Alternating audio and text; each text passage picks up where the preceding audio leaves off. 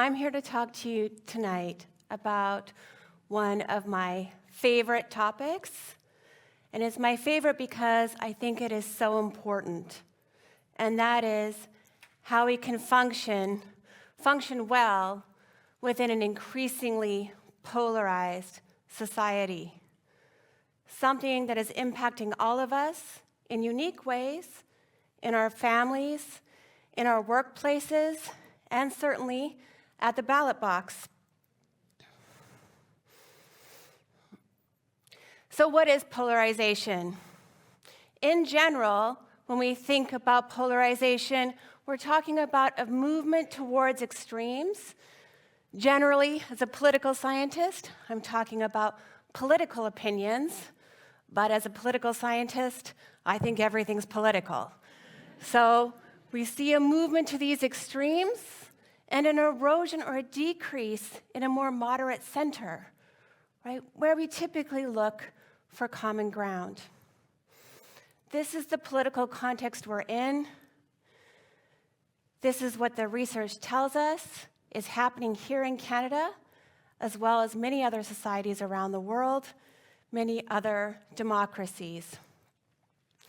So before we can really think about how to strategize on how to move through these turbulent times, we need to understand a little bit more about what's driving these divisions.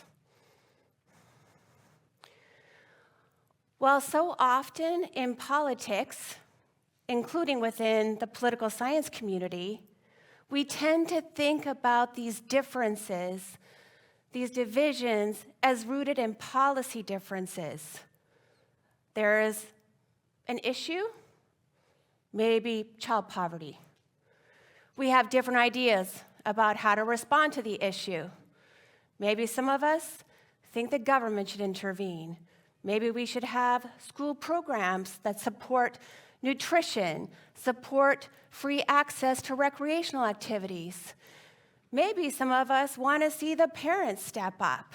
Maybe we want to see a crackdown on things like child support. There we share the same notion of a problem, roughly speaking. Child poverty. We have different ideas about how to respond. But what's happening now, what's been happening the last number of years, is not that kind of division. It might dress up like that, right? It might look like that some of the time, but what's really going on is a much deeper, more psychological difference.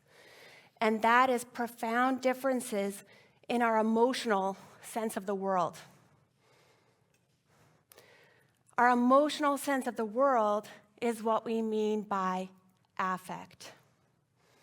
Not our moment-by-moment emotions, when you stub your toe, right, and you're really angry at who left those shoes there. Oh, it was me. Oh. Never mind. But our more general sense of how things are going and what our place is in the world. This is our affective sense.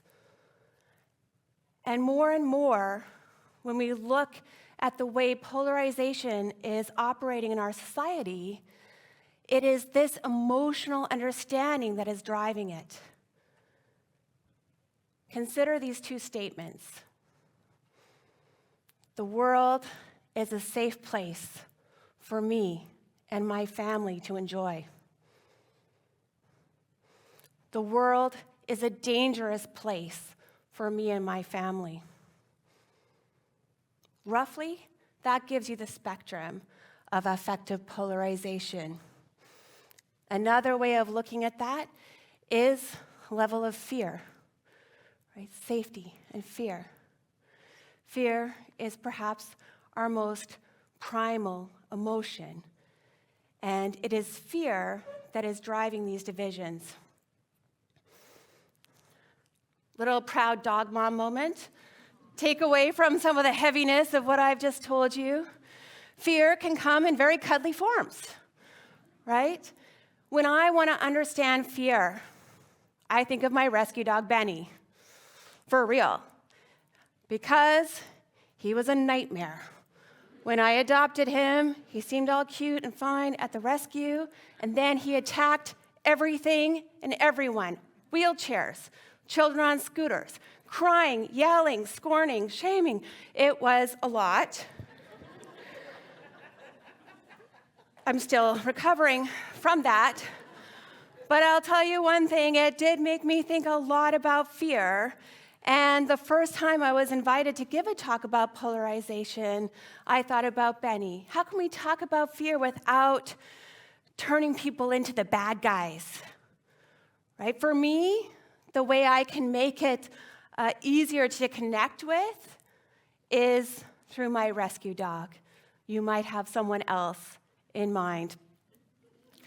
So Benny operates from a fear-based place. Now, I've had him, I should have done the math before I got up here. I don't know. I'm going to say about 6 years. That might be true. And feels like at least 6 years.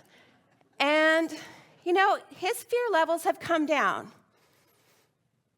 a little, right? And it makes me think of some of the really important information that's already been shared here today about the importance of those positive experiences or appreciation, right? So a rescue dog, just like us, needs that positive feedback, needs that appreciation in order to move from that threatened, fear-based place to feeling safe. So, I've told you that we are, in fact, polarized. I've told you that polarization is increasing in our society, and I've told you it is not about policy differences. These are not things we can debate away. This is about our emotional understanding, which means that emotion is central to understanding how we might reduce, mitigate, combat, reject this kind of division. So that leads me to the idea of the 3 C's. Connect, curate, cultivate. Connect. No, not online. Connect to your ethics. We all have them. Connect to what's most important to you, to your values. Integrity, dignity, honesty, kindness. Consciously connect to our values at least most of the time, right? Check in every now and then. Life is busy, we're reacting all the time, but it's worth it. Connecting consciously to our ethics gives us then the tools for 2 and 3. Curate your exposure to information. Curate your social media. While there is a lot of good things about the internet, I am here to tell you that there is a growing body of research that tells us social media is not just correlated with conflict, it is causal. It is causal. And that's important for us to reckon with. Because it's not a free marketplace of ideas. It is controlled by algorithms and corporate interests. And these algorithms are designed to keep us engaged as long as possible. And what keeps people engaged? Moral outrage. Yeah. I mean, that feels true because it is true. And when we think about that, right, that's tapping into that really deep sense of the state of the world. Am I safe?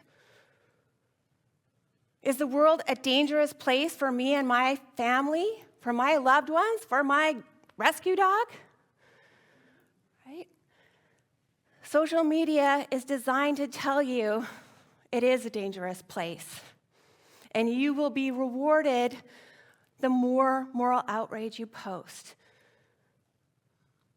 So, knowing this, curate based on your own ethics. I'm not here to tell you what to do. I got my hands full, as you've seen, right? But use those ethics and curate wisely. And finally, cultivate. Again, speaking to some of these themes we've heard already, the importance of community, the importance of compassion, curiosity, appreciation. It is worth taking a risk and talking to someone when you don't know if they're going to agree with you or not. I do it all the time, but I listen first, right? We want to connect with others, we listen first. We find something. We can agree on certain emotional realities without necessarily agreeing on the facts. This provides a meaningful connection where you can have that appreciation even if you're coming from a different standpoint. You might think as a political scientist that I am big on debate, but I am not, because here's a secret. I used to be a social worker, and I am actually really big on connection.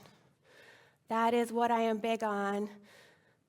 Leave the debate to the politicians. Be curious. Meet new people. Find that emotional empathy. This is the key to having that sense of control and agency that we need in these highly polarized times. And for that, I am grateful. Thank you.